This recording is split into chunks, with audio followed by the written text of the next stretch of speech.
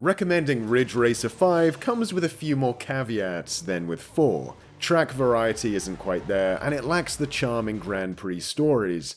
But if there's one thing it objectively has over Ridge Racer 4, is that this time we're blasting off at double the frame rate, with a smooth 60 FPS. Debuting as a launch title for the PlayStation 2, not only did Ridge Racer get to take advantage of a fresh new canvas to let loose on, but the new millennium's first home console got to set itself apart as the machine of the future, launching with a silky smooth, thrilling racer that also boasted a thick, moody, futuristic atmosphere. 3 laps to go. Yes, in the year 2000, Ridge Racer took up the digital apocalypse style with 5. Back at a moment in time when new technology tried to thrill you by hinting at a daunting, ominous depth, rather than luring you in with inviting jingles and soft edges like the Apple products that would emerge as the decade progressed. Out is the overall upbeat, jazzy house mood brought to you by 4's soundtrack, and in instead are darker, electronic trance tracks. Here are the Boom Boom Satellites coming straight at you with some wicked beats. The game opens on the always awesome Boom Boom Satellites, contributing a track that distills this new mood down to its essence.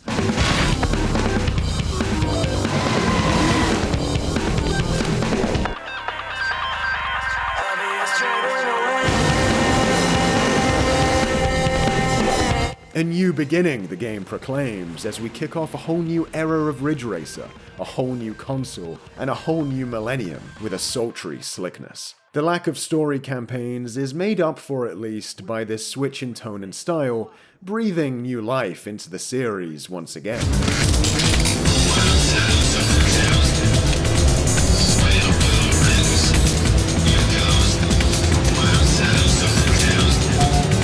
This approach is really highlighted in the nighttime levels that ooze atmosphere, with the artificial light of the street lamps and windows serving as the blood vessels floating around the vein that is the track.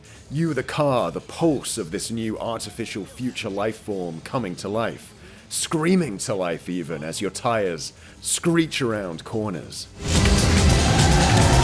Depending on the music track playing, those screams might be literal ones, by the by. What's up with him? The excitement is ratcheted up here with another possible caveat. Ridge Racer 5 is a lot more challenging than its predecessor on its normal difficulty. Just a few slip-ups can be hard to recover from, and it's easy to lose a lot of progress if you fumble a race towards the end of a Grand Prix. Risking the tighter turns, knowing exactly when to pull out of a drift to shred some milliseconds off the clock is crucial. It's rewarding to pull off when there's such a small margin for error, but maybe consider sticking to easy if you want to just enjoy the mood and glide through the cups. Each car handles quite differently too. I find that when you get comfortable with one here, it's almost alien to mix it up, so play around with what feels right at the start. The game seems aware of this, as it won't even let you take a car into subsequent GPs without having beaten the first one with it. Something to consider. You'll know this is the earliest of PS2 games, when you turn it on and the analog sticks don't even come on by default. And on the subject of handling, I was a solid D-pad guy when playing 4, but in 5, I went analog stick. Yes.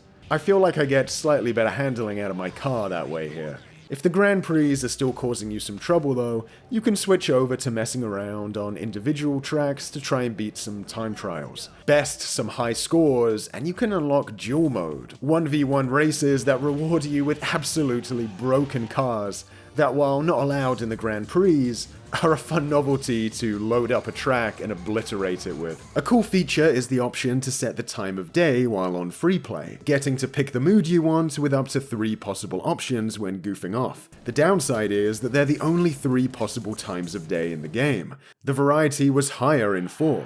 There was no free play mixing and matching, but between all the tracks you'd get to see much more. Morning, noon, early evening, late evening, night. And I think I prefer 4's trade-off. It made the overall experience more fully rounded than in 5, like a tire with a little more air pumped in.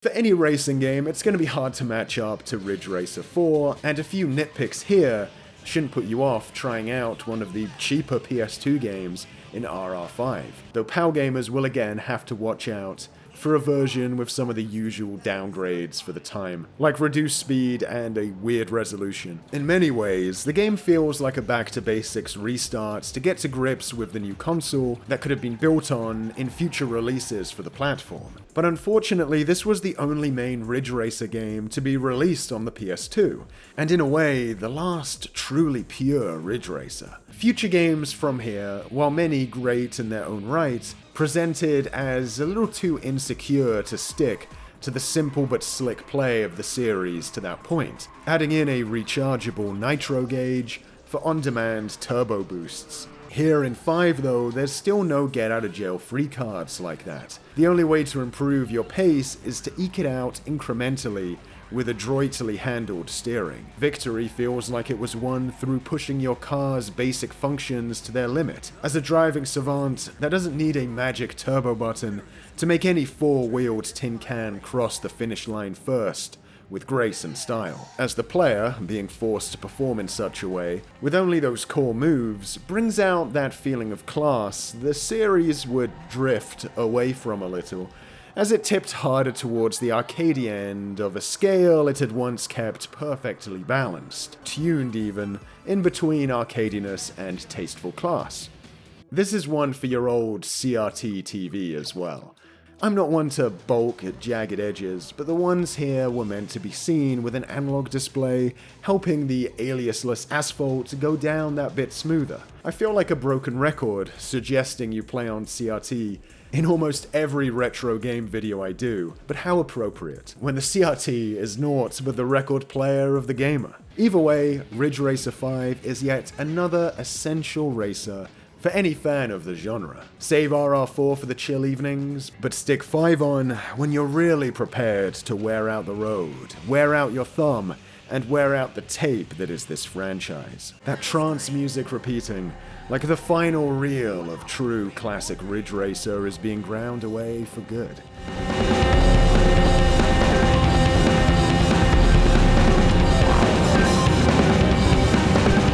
But oh, does the burning smell good on this road when that pedal hits the floor. Whoa, that's some